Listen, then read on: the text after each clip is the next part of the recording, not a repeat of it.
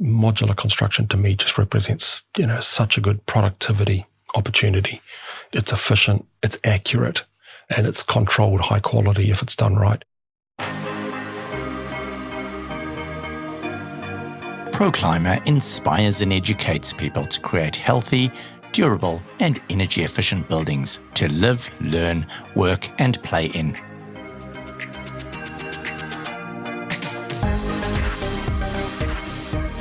Welcome to the ProClimber podcast. In this week's episode, we're joined by Jeff Fahrensohn, who managed Auckland City Council's building inspection team for over 10 years.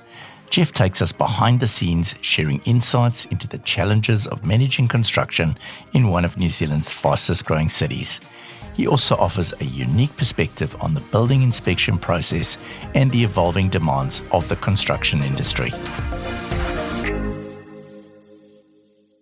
Welcome, Jeff. How's your morning been so far? Very good. I had a nice coffee made from you. Thank you very much. Now, Jeff, just to go back in history a little bit, your first love, it sounds like, was rugby, wasn't it?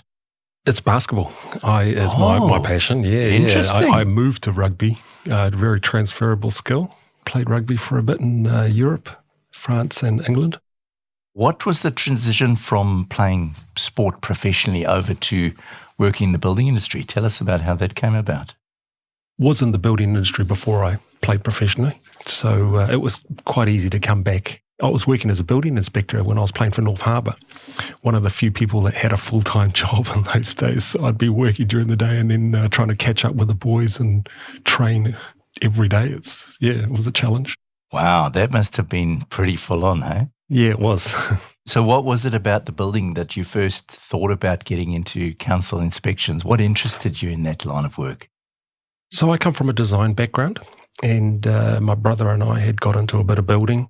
And it just seemed like an opportunity when I moved from Wellington to Auckland. There was a job advertised at Waitakere, and I thought, it's a foot in the door. I'll do this for a few months while I set up in Auckland, and never left. Wow, because how many years were you at the end for council? 1996 was when I started, but I took a few years off to play rugby. But maybe 25, 26 years. That's a pretty big commitment. Tell us about moving up the ranks in the council. What was that like? The council development of careers is awesome. They really look after the people that want to commit. And I started as a building inspector, I became a senior and then a team leader at West Auckland. When Auckland Council amalgamated for the super city, I moved to Papakura, did a stint there, and then slowly moved myself into a management role in town in the training competency team, processing, and then finally the inspections manager role. And what would a typical day look like for yourself as a manager of the team? It's a delicate balance between efficiency and quality of the inspections. So as an example, we're always trying to look at minimizing the routes between inspections just to save time. If I added 1 minute to any checklist, we did 200,000 inspections a year. So that would equate to about, just over 3,000 hours a year, which is a couple of inspectors. So adding 1 minute made a difference. Adding 5 minutes, that's 10 inspectors you needed. So we're always balancing what we're doing with the quality of the inspection on site. And then there was a lot of strategic stuff. We had industry collaboration going on. There's always putting fires out, obviously. And probably the big one is our work with other BCAs, MB, our legal team as well. Sounds like an absolute balancing act, eh? Yeah, it was. So how many inspections in a day would a single inspector be doing? Roughly about 8. Obviously, Auckland is growing, well, certainly at the time you were there, towards the end was growing very fast, wasn't it?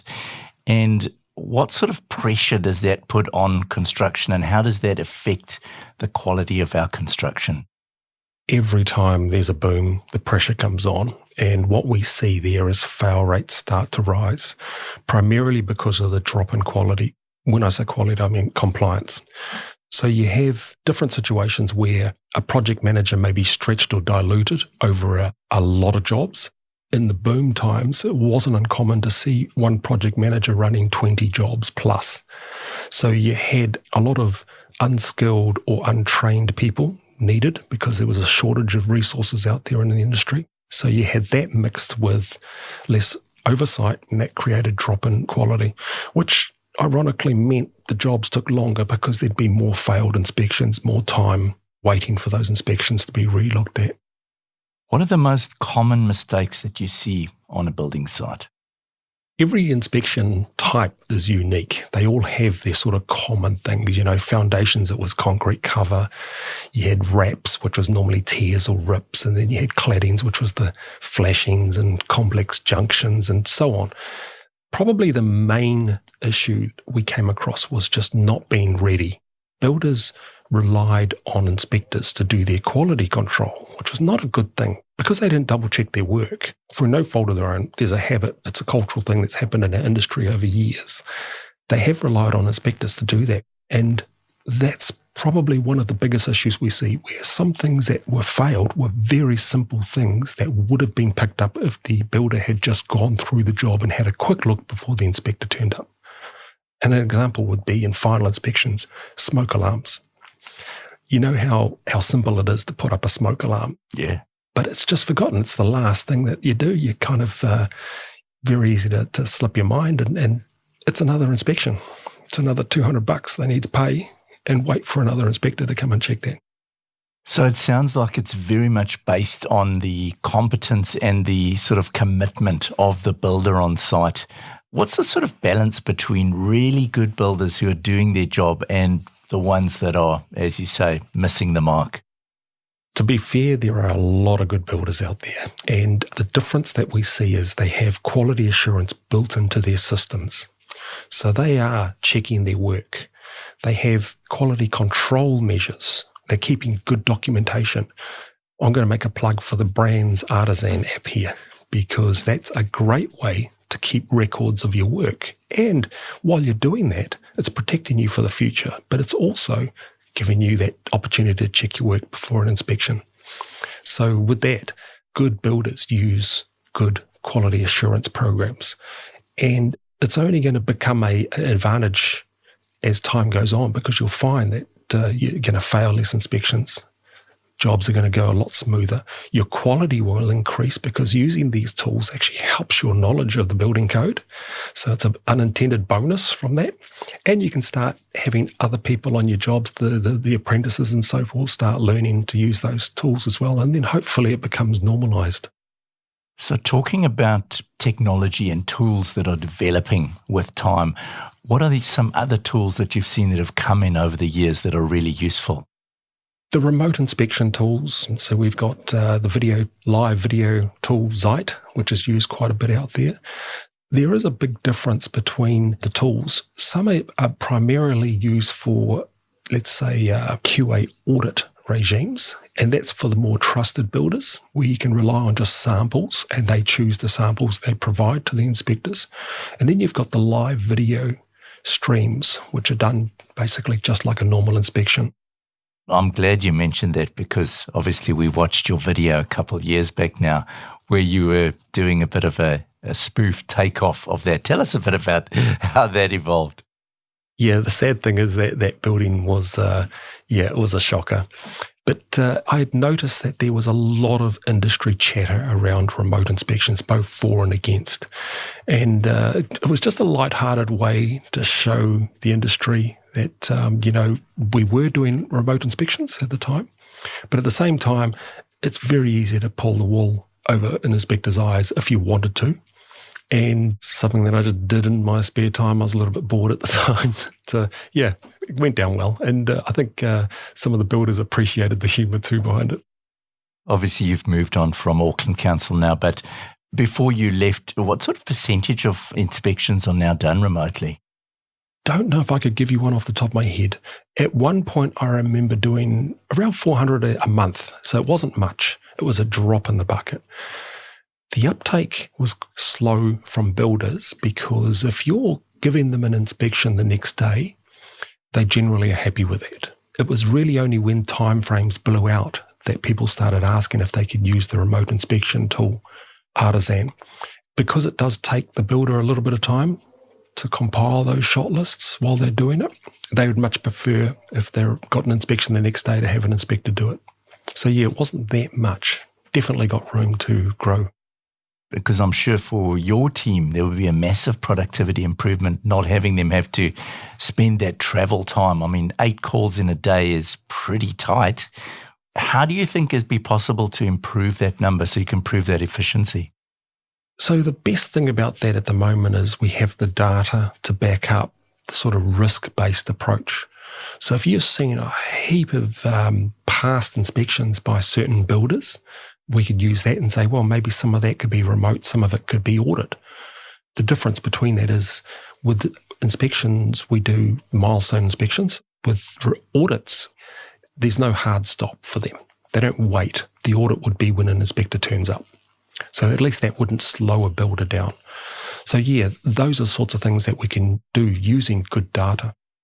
Obviously, you've got commercial sites and residential sites. What are the main differences between an inspection on a commercial versus a residential site? The complexity grows depending on the sort of consequence of failure. So when you've got a very high risk building, a lot of people sleeping in it, the level of inspection oversight needs to be on point. Generally, commercial inspections take a lot longer. However, they're also normally a lot more qualified. And so you find the quality of some of the larger commercial projects is very high. Obviously, it can be seen as sort of builders against inspectors.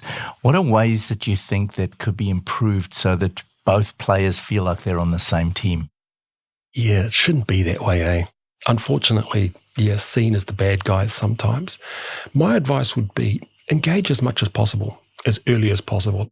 Some of the issues that you come across a lot is changes on site. Now, if you know that's going to happen, you're going to substitute materials or whatever, talk to the inspectors as soon as you realise, not when the changes happened. That way you don't risk slowing a job down. There are plenty of forums to also give you feedback. So we have a customer advisory group of the industry that meets the council once quarterly.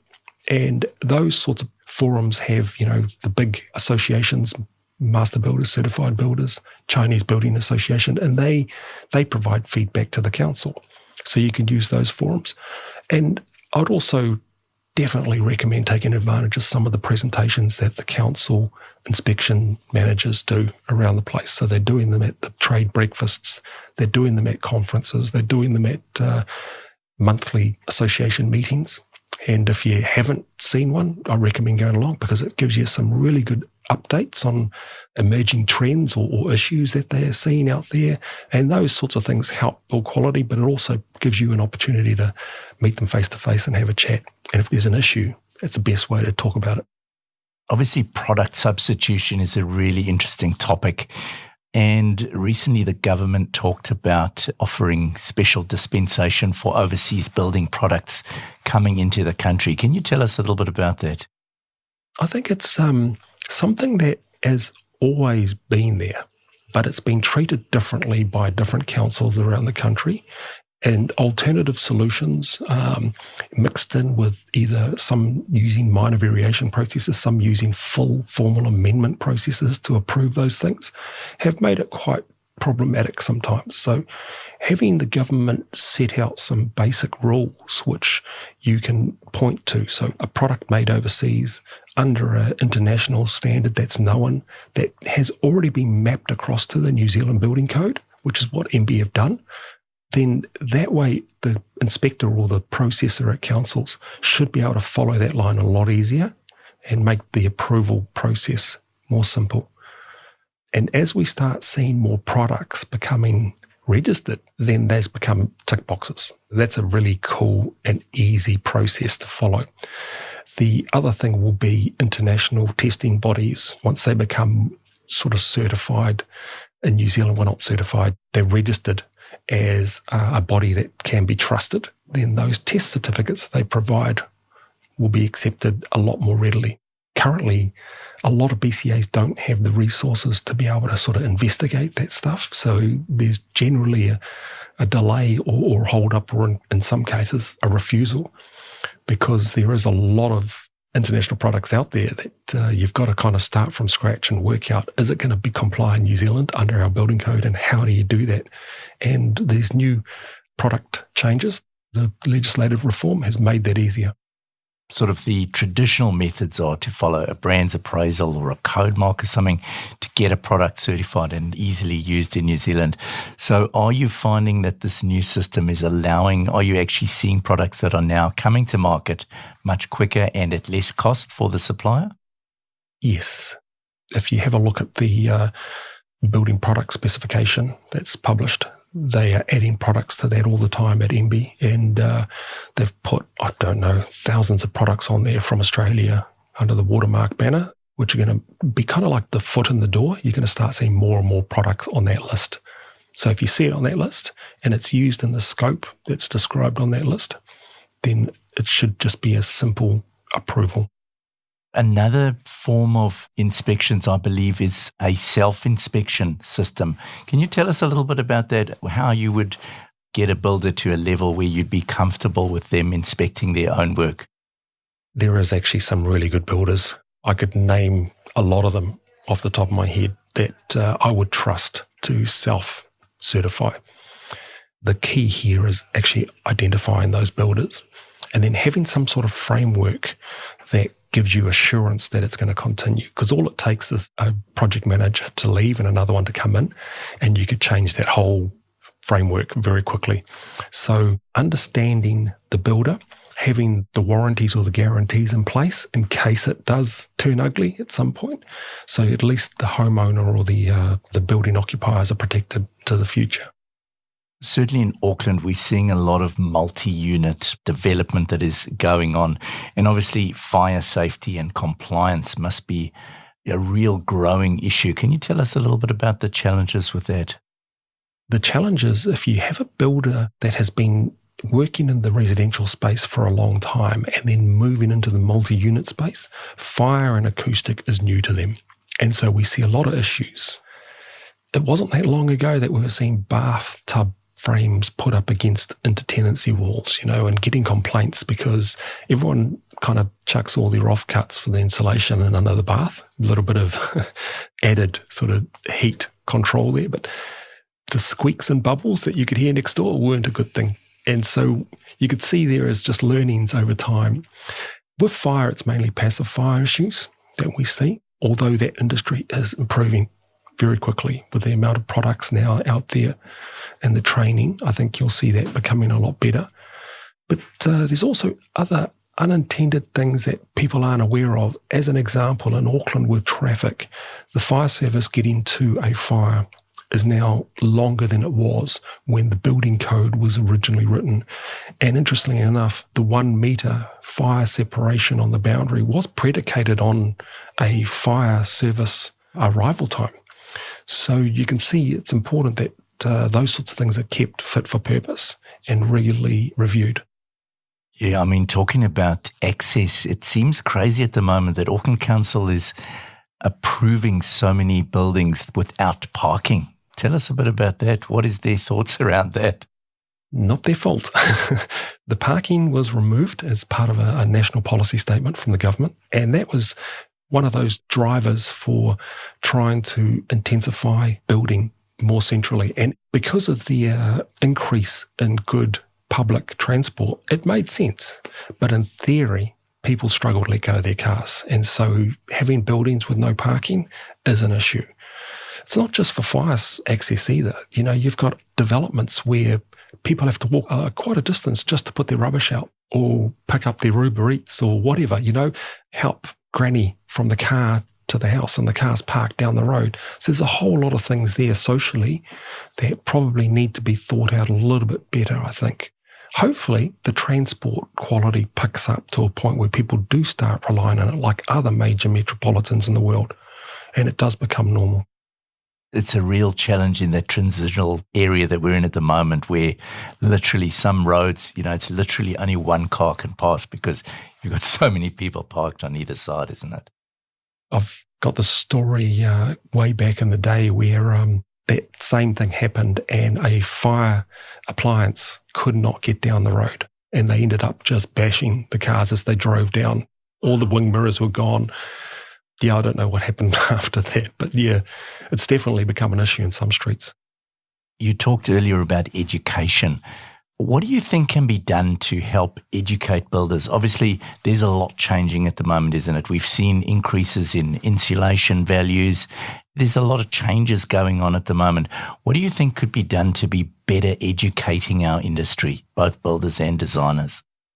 I think there is good opportunities right now to help upskill people.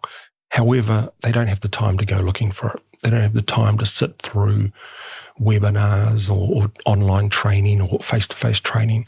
So at some point, I think with all the reform going into a place where it is going to make things faster and cheaper, you need to have training and qualifications as part of that process. So it needs to be a regulation. And it starts at the beginning. It starts with the apprentices, making sure that you've got a good system in place to bring them through with good compliance knowledge. Unfortunately, compliance is always looked at as a sort of afterthought. It's a milestone. It happens at inspections. It should be part of the system.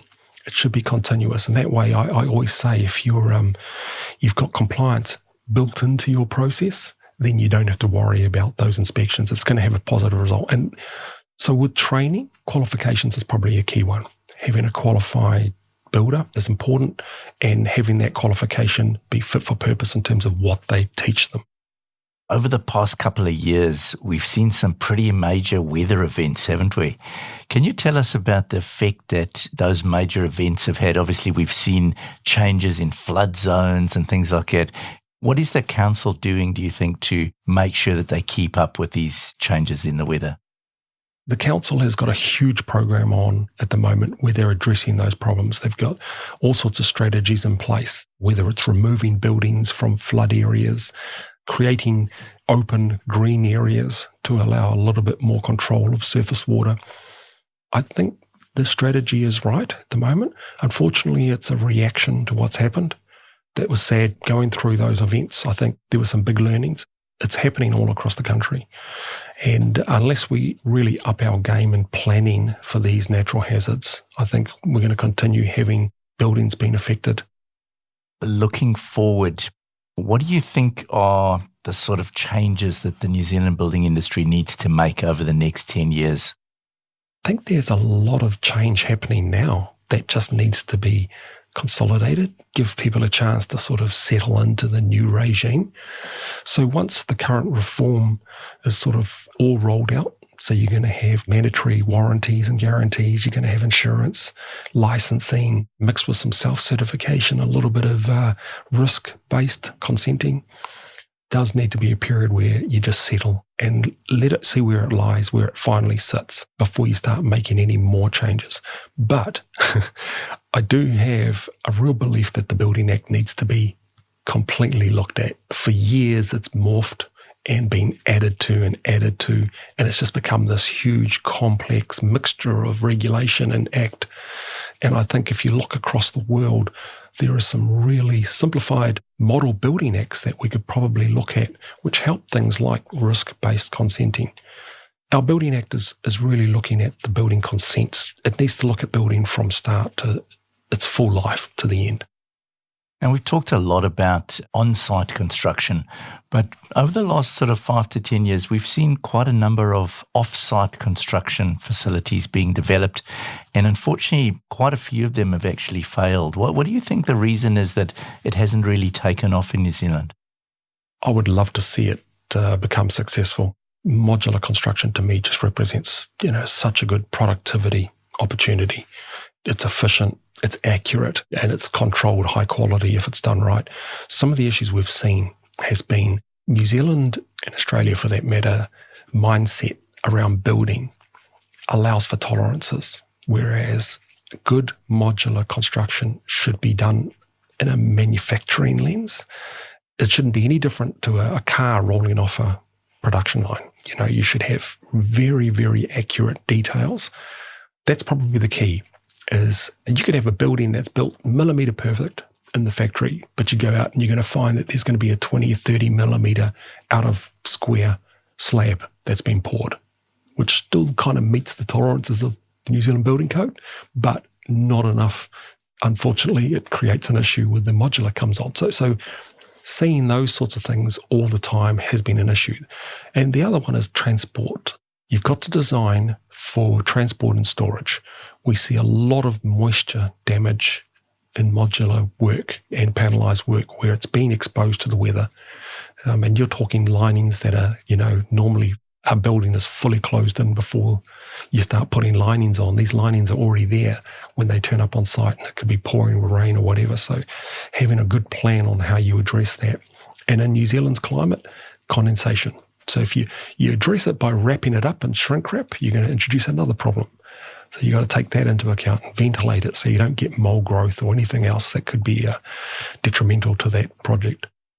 That really leads into quite an important discussion, and something that we're really focusing on this year is moisture in buildings. Obviously, we've been through that whole leaky building era. What are you seeing in the way of moisture problems recently? The main thing that I think of when I talk about moisture problems is the wet areas. Two issues. One is internal moisture in terms of the lack of ventilation, the lack of heating, and you have condensation issues. And the second one is about the quality of wet area membrane installation or application. People forget that buildings move, they breathe, they settle. And in the first 12 months, you could have quite a difference in dimensional tolerance in a building as it finds its equilibrium. And you're putting on a membrane that needs to be flexible enough to be able to handle that. And if it's not, because there are tricky junctions, there's complex sort of penetrations that aren't looked at, you will have issues. And so if there are issues, the backstop is things like water stops in wet areas. They're not being put in as much as they should be. And I think that's probably something that the industry is starting to realise and get better at. But yeah, that's probably the main moisture issues I see. Cladding has got a lot better. We've learned our lessons, I think, from our leaky home saga, and hopefully we stay on top of that. But it's definitely the internal moisture now that I think is the problem. Sort of moving on to the end of our discussion today, Jeff, how do we encourage the youth to get into the construction industry and to come and do an apprenticeship? Because obviously we're seeing a lot of change in the world around new careers and careers that are sort of moving out of phase with AI and all of these technologies coming in. How do you think we could do a better job at getting quality people into this industry? AI, that's a buzz, isn't it? So the future is going to have a lot of AI in it in construction. And I think people coming into the industry, there's always going to be a need to have people who know how to work those AI systems and manage them. So there will definitely be a different set of skills that young people will bring in. I'm really enjoying seeing some of the school programs. You've got Whangarei College here, I think today, doing some training. Whangaroa, at Pro Climber, and you've got One Tree Hill doing a $1 class. There's so many programs out there that are really good, and I think that's encouraging because they're very popular with their students. And as people start seeing AI taking up a lot of those more academic type careers, in legal, and you've just got so many applications that it's going to be used. There's nothing that's going to replace a good hands-on physical job like building. And I think that's probably going to be something that will help encourage some of the younger folk out there. Thank you very much for your time, Jeff, this morning. It's been absolutely fascinating chatting to you. No, my pleasure. Cheers. Sharing knowledge is at the heart of our strategy to make buildings better for everyone. Sign up for our podcasts to learn more about creating healthy living conditions by protecting building structures from external and internal moisture damage. Thanks for listening. Looking forward to having you with us next time.